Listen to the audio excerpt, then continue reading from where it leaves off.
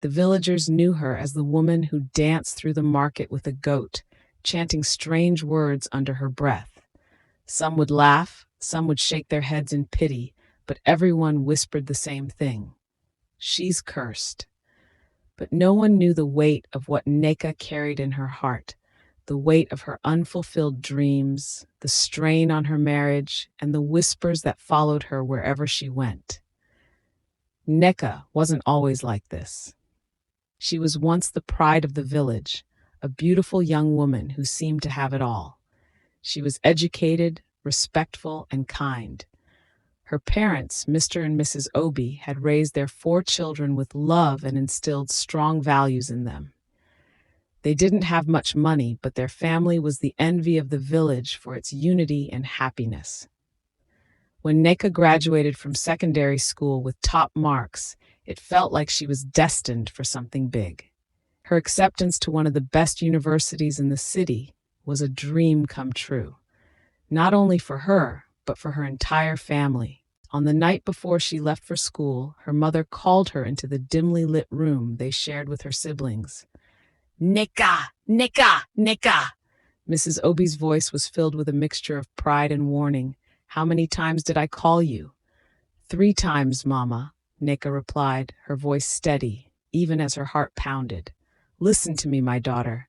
Don't disappoint us. Face your studies, be content with what you have, and most importantly, stay away from boys. There is a time for everything." Her father, who had been listening from the doorway, nodded solemnly.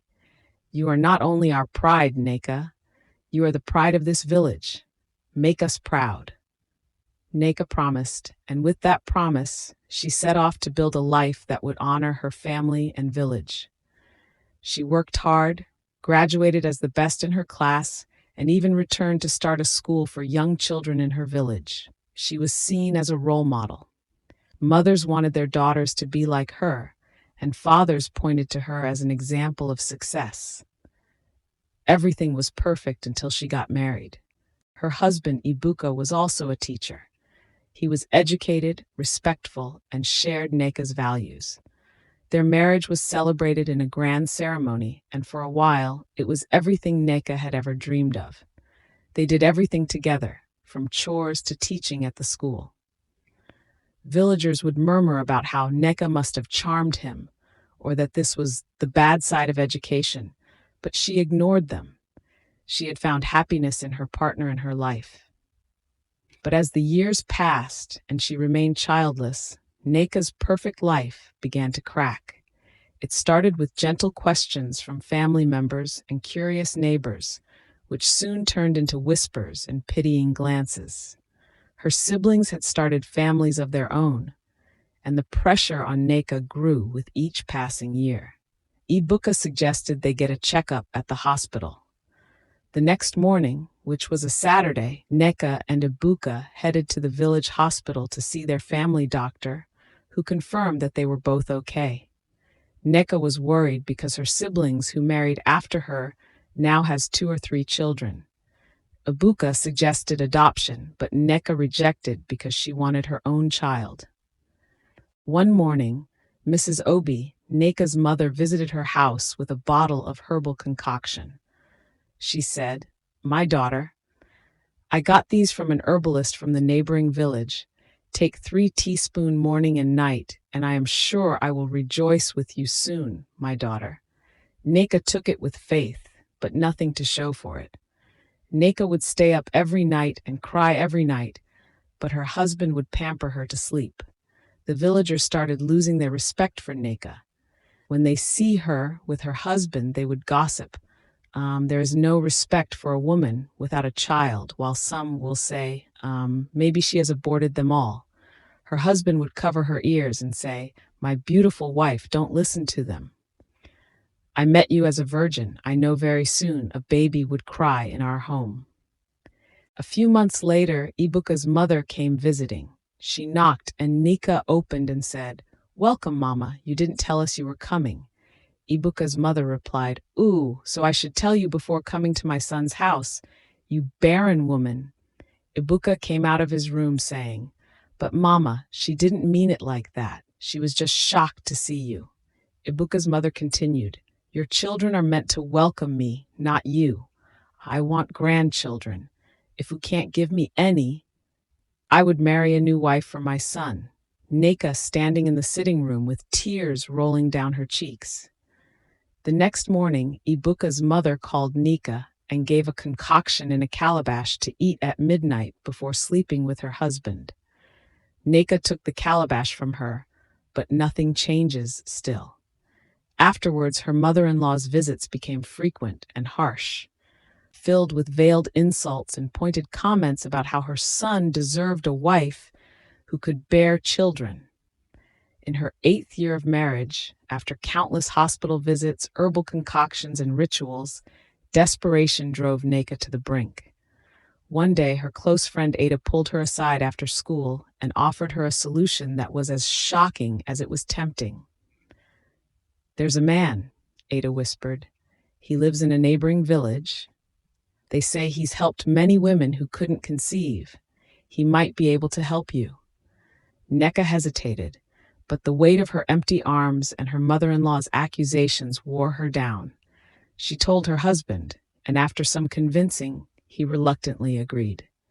The next morning, Ada took Nneka to a remote village where they met Pa Oluwo, an old herbalist with a cracked, mud-walled hut crawling with insects. He listened as Nneka poured out her pain, her shame, and her desperation.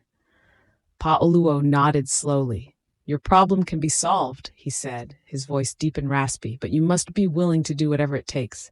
Nneka nodded without hesitation. "I will do anything." The herbalist told her to buy a pregnant goat and dance around the market with it for 3 days. "Dance proudly and speak your desire. Make the people see your yearning," he instructed. Nneka was shocked but determined.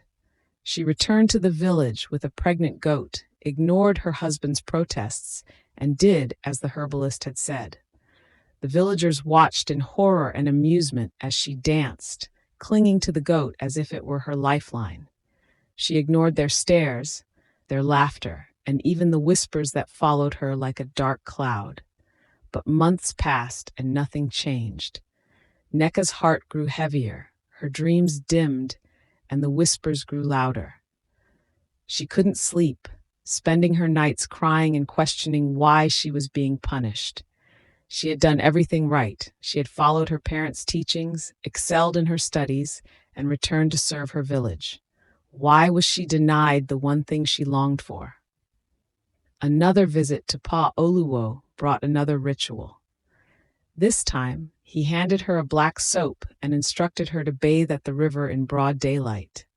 Her husband tried to dissuade her, but her desperation knew no bounds. She bathed in the river as villagers passed, murmuring prayers and begging the spirits to bless her womb. But still, her belly remained empty. The insults from her mother-in-law turned to threats. "If you cannot give my son a child," she sneered one day, "then he deserves a wife who can." The final straw came when another herbalist advised something truly horrifying. "If you want a child," Pa Uzor had said, "you must sleep with a madman." Nneka and Ebuka left in disgust, unable to believe what they had just heard. Yet in the quiet moments of the night, Nneka found herself wondering if she would go that far if it meant holding her own child. As the years passed and hope faded, Ebuka suggested they go back to their family doctor. Their doctor suggested IVF. It was expensive and stressful, but she was willing to give it a try. The couple pulled their saving together and sold some of their valuables, but it wasn't even half of what was needed. Nneka gave up and moved on with her supportive husband. Heartbroken, Nneka resigned herself to her fate.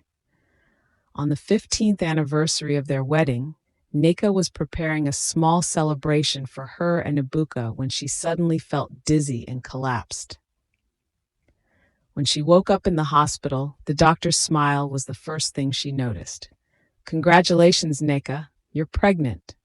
She wept, clutching her husband's hand as if it were the only thing anchoring her to reality. Their journey had been long and filled with despair, but at that moment, it all felt worth it. 9 months later, Nneka gave birth to a set of twins. The village celebrated, but no one knew the true depth of her story or the lengths she had been willing to go.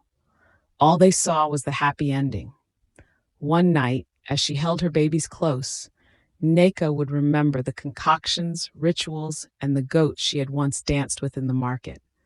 Now she knows and understands that it's important to be patient and always wait for God's time. To all mothers expecting, you will carry your own child very soon. The waiting time might be long, but it's worth it at the end. I hope you enjoyed the story. If so, please like the video and subscribe to the channel. And don't forget to turn on the notification bell for more stories like this one. Goodbye.